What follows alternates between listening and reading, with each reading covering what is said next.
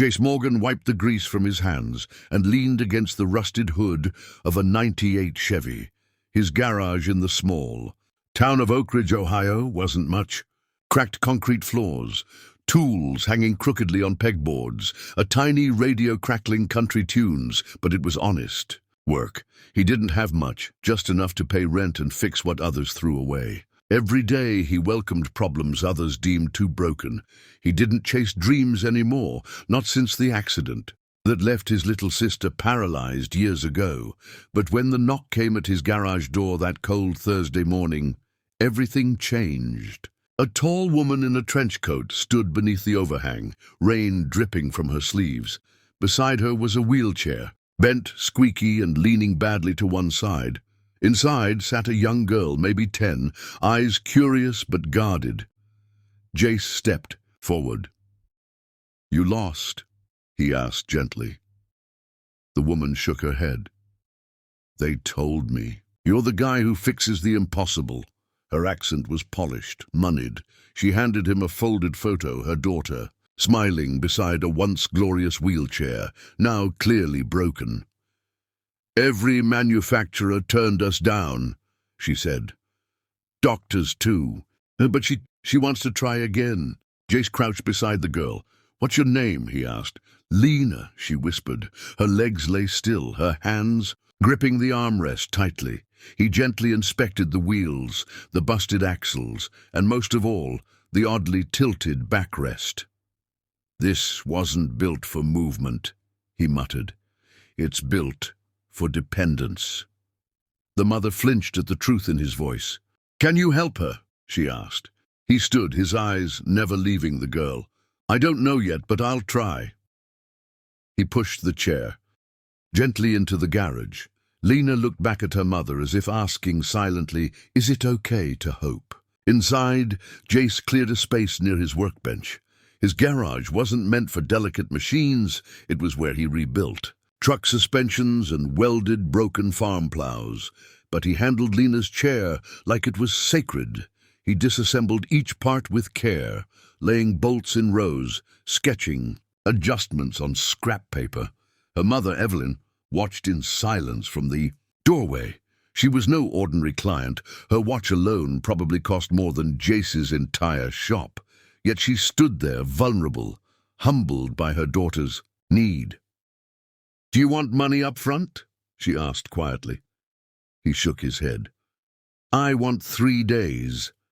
Then we'll talk." That night, Jace barely slept. His mind ran through weight ratios, pressure points, ergonomic curvature.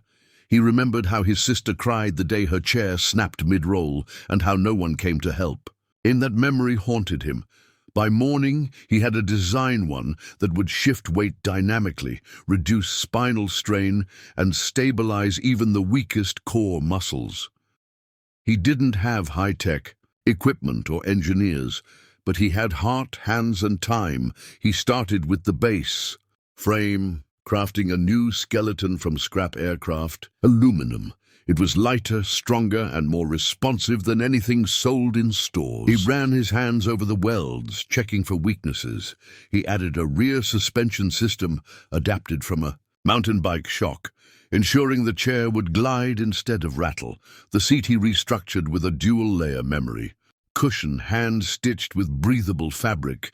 Every bolt had purpose. Every screw was adjusted down to a fraction of a millimeter. By the end of the second day, the frame resembled something futuristic. Part sports gear, part medical marvel. Evelyn returned with Lena each day, watching quietly as Jace poured his soul into every detail. Lena said little, but her eyes followed his every move. On the third morning, Jace added the final touch, a pair of narrow stabilizing poles that could be extended when the user wanted to try walking.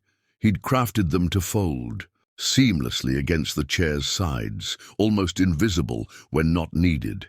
Then, with his heart pounding harder than he expected, he rolled the chair toward the garage door. "It's ready," he said simply. Evelyn covered her mouth with her hand. "It's beautiful," she whispered. Lena stared at it, then at him. "Can I try?" she asked. Jace nodded. "You tell it what to do." It'll listen. Her mother helped her shift slowly into position. The chair supported Lena like a second spine. She leaned forward slightly, and the base tilted to match her weight. Her hands gripped the wheels. They turned smoother than glass. "It's fast," she said, wide-eyed. But then Jace stepped forward and tapped the fold-out bars. "These are for when you want to walk." The garage fell silent. Evelyn stiffened. "She's never stood, not once." Jace didn't reply. He just knelt and looked Lena in the eyes. "You want to try?" The girl hesitated. Then slowly she nodded. Jace braced her. Evelyn held her breath. The world seemed to freeze around them. Lena gripped the poles. Her arms trembled. For a moment it seemed impossible. But then, like a sunrise inching across a dark sky, her knees shifted. Her legs straightened slightly, then more. She stood. Not for long, maybe 5 seconds. But she stood. Evelyn gasped. "Lena," she whispered. Tears flooded her face. She dropped to her knees, sobbing uncontrollably. "You didn't just fix a wheelchair," she cried. "You gave me something I've never seen. My daughter." Standing, Jace stepped back, overwhelmed. Lena turned her head. "Can I try again?" she asked. Evelyn laughed through tears. "Yes, baby, as many times as you want." News traveled fast. Within hours, social media flooded with videos of Lena's first steps. A local reporter caught the story. Soon national networks called. Evelyn turned them all away. "This isn't about publicity," she said. "It's about gratitude." But she did make one call to her board. Evelyn Shaw was not just a wealthy woman. She was the CEO of a nationwide tech firm. She arranged for engineers to visit Jace's garage. They were stunned by what he'd built with scraps and skill. One murmured, "This design is 5 years ahead of anything we've seen." Jace, unaware of their titles, shrugged. He didn't want patents, interviews, or fame. What he wanted was kids like his sister and Lena to feel freedom. When Evelyn offered him money, he refused. When she offered to buy out his designs, he declined again. "You can have it," he said. "I just want more kids to move again." That moved her even more. Days later, she returned with a proposal. "Let's build something together," she said. "A center for mobility, designed by you, funded by me." Jace hesitated. He wasn't a businessman. But then he looked at Lena, who had taken 3 more steps that morning. He said yes. Evelyn bought the lot next to his garage. Construction began within weeks. She handled the permits and politics. Jace handled the tools and designs. Kids from around the region began visiting, some in chairs, others with braces. Jace treated every case like it was his sister's. He taught young mechanics to listen, not just fix. Evelyn watched it grow, marveling not at the machines, but at the spirit behind them. "You're changing lives," she told him, "and I'm just here to help." He always replied the same way, "We're just getting started." And he meant it more each day. Jace's past no longer haunted him. Instead, it fueled him. The pain he once buried had bloomed into purpose. He created tools that responded to movement, chairs that adjusted to growth, and systems that inspired kids to believe in walking, rolling, or anything in between. For Lena, it meant joining school without needing assistance. For others, it meant dancing at prom or playing basketball. For Jace, it meant redemption. The garage that once barely paid rent now echoed with laughter, learning, and motion. Kids came scared, left confident, and every time one of them stood for the first time, he quietly smiled. One morning, Jace found a letter tucked under his wrench tray. It was from Lena, a drawing of her standing with the words, "Thank you for believing in me when I didn't." He folded it and placed it in his wallet. That was worth more than any check.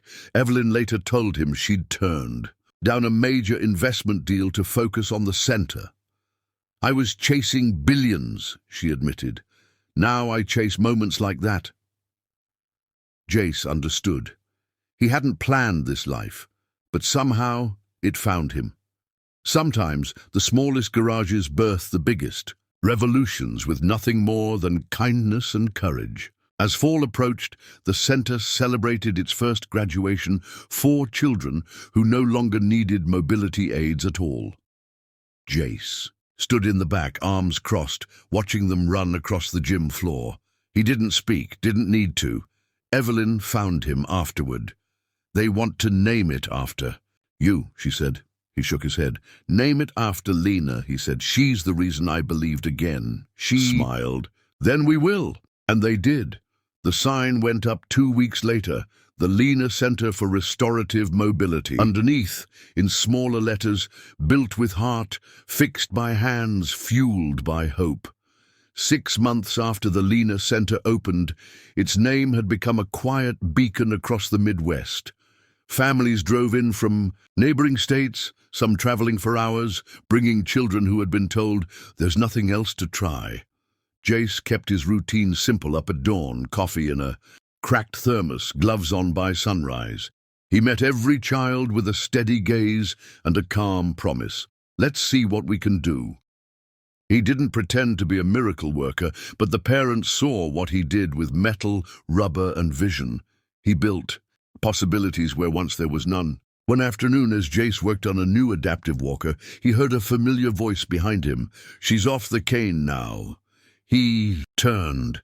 Evelyn stood there, her smile lit by pride. Lena ran toward him down the center's hallway, grinning, wobbling slightly, but unaided. "You were right," she said breathlessly. "It just needed time." Jace knelt and high-fived her. "You did the hard part." He watched her run back to the therapy room, her hair bouncing with joy. "She wants to build one of these someday," Evelyn said, motioning to a chair in progress. Jace grinned. "Tell her I'm hiring." Requests began flooding in hospitals, asking for designs, universities seeking lectures, tech companies offering to partner. Jace ignored most. He'd built the Lena Center to serve, not sell. But when the Children's Rehabilitation Network offered to send kids monthly for treatment, he said yes. He also expanded the shop, training 3 young apprentices, 2 local high schoolers, and 1 girl from out of state who had once used a wheelchair. Herself. They weren't just learning engineering. They were learning empathy, precision, and patience. Jace taught them the same way he built chairs. Slowly, carefully, always, with someone else's future in mind. Despite the growth, Jace remained grounded. He still fixed busted lawnmowers for old farmers who couldn't pay. He still donated refurbished scooters to veterans. Fame didn't touch him. Evelyn often said, "You're the only person I know who's gotten more famous and less interested." He just smiled. One evening after everyone had gone home, he sat alone, flipping through a sketchbook. Inside were future models' chairs that responded to brain impulses, walkers that recharged from sunlight, exoskeletons made from recycled car parts. He had ideas, but lacked resources. That was when Evelyn handed him an envelope. "From Lena's Trust," she said. "Build something bold." With that grant, Jace began what he called Project Horizon. It wasn't just one device. It was an entire line of customizable mobility tools built from biodegradable materials, smart sensors, and adaptive AI. He partnered with a small team of eco-engineers and hired a software developer who had once been a patient himself. The vision was clear: make the tech powerful, affordable, and deeply human. Every piece had Lena's name. Somewhere inside the frame, a tribute, a reminder. Lena herself began volunteering in the lab after school, taking notes, tightening bolts, and even sketching her own designs. Her mind was as sharp as her steps. One day, a senator's motorcade pulled into the lot. Aides in suits exited first, followed by the official herself, a woman known for pushing national healthcare reforms. She walked through the center quietly, observing therapy sessions, watching Jace work, and speaking softly with families. At the end, she approached him. "I've seen billion-dollar research centers with half this impact," she said. "Would you ever consider replicating this model nationally?" Jace wiped his hands and shook his head. "Not for profit." he said, but for kids, always. That answer lit a views in Washington. Weeks later, he was asked to testify before Congress. Evelyn flew with him to D.C., Lena holding his hand as they entered the Capitol building. Cameras flashed. Reporters shouted questions. Jace simply nodded. Inside, he stood before a panel of suits and ties and spoke plainly. "Mobility isn't a luxury," he began. "It's freedom. And no, a child should be told they're too expensive to move." His voice didn't shake. He told them about his sister, about Lena, about the hundreds of kids who just needed someone to try. When he finished, the room was silent. The chairman finally said, "Mr. Morgan, you've done more from a garage than we've done in years." The testimony sparked legislation that proposed funding for community-based mobility centers, modeled after the Lena Center. Jace was asked to consult. He didn't want bureaucracy, but Evelyn helped navigate the system. She knew how to make deals while protecting the mission. Together, they built a plan that put local builders at the heart of every center, not corporations. Kids would have access to care, not just equipment. Mechanics would be trained, not replaced. It was a revolution rooted in grit and compassion.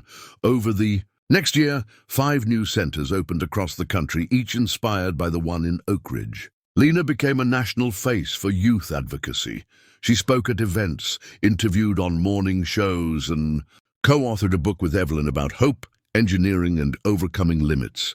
Jace refused to be in the spotlight, but his name was everywhere. In interviews, Lena always said, "He didn't just fix my chair, he fixed what the world told me I'd never do." Her story reached kids from all walks of life. Letters arrived daily from children, drawing blueprints from parents crying on paper. One boy wrote, "When I grow up, I want to be a mechanic who helps people fly like you did." Back home, the Lena Center expanded again. A gymnasium for advanced physical therapy opened, complete with anti-gravity, treadmills, and adaptive climbing walls. The old garage still sat beside it, untouched. Sacred. That's where Jace still spent most mornings. His apprentices now led workshops. Former patients returned as mentors. It had become more than a center, it was a movement. Evelyn once stood at the edge of the lot and said, "See, funny, this all started because one man didn't laugh at a broken chair." Jace replied, "No. It started because one girl believed standing up was still possible." They both knew the truth lived in between. On the 2nd anniversary of the Lena Center's founding, the town hosted a celebration. Banners flew, children danced, local musicians played beside booths showcasing new inventions. Jace stood near the sidelines, watching Lena take the stage. She wore a silver brace on one leg, but stood tall. "Thank you for not giving up on us," she said into the mic. "And thank you to the man who fixed more than wheels." She turned, pointed to Jace, and the crowd erupted in applause. He shook his head, half embarrassed. But when Lena ran into his arms afterward, he let himself feel every bit of it. Later that evening, Evelyn approached with a new proposal.